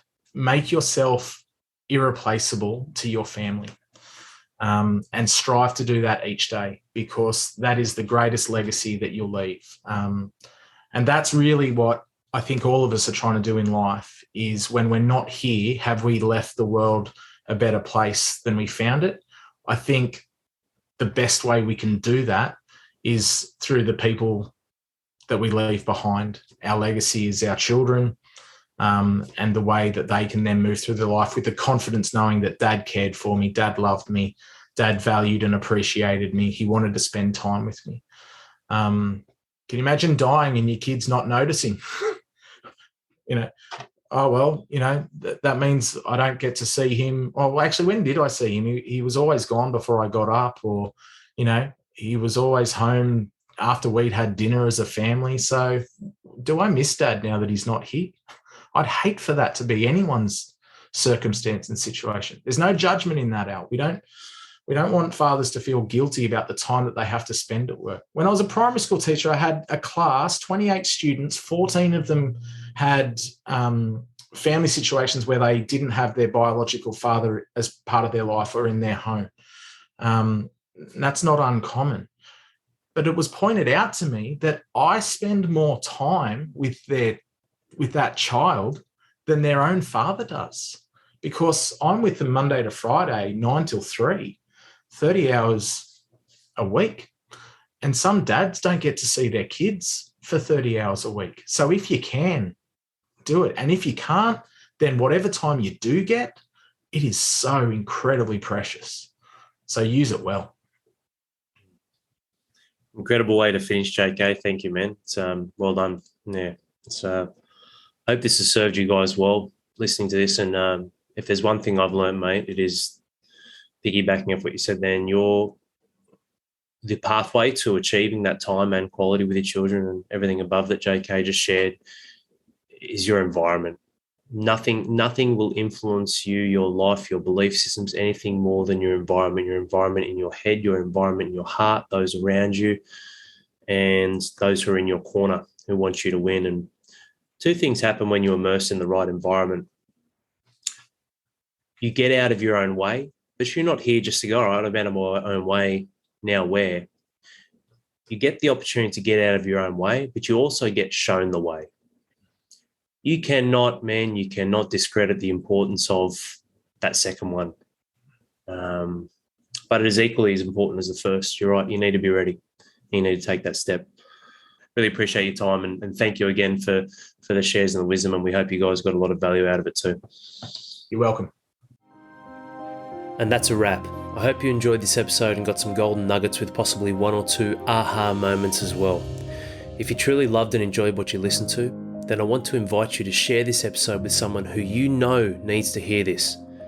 It could be your brother, friends, colleagues, your uncle, even your wife. If there's one thing I've learned, it's that none of us are alone in the hardships we face. But the solution to getting back on top winning can start with a gift from someone else. And that gift could be an episode like this, because another man transformed is another family saved, which is exactly what we're all about. Thriving and winning in life. There is no alternative. It's possible. It has been done. It can be done. So it should be done. I appreciate your support in spreading this message. Cheers, mate.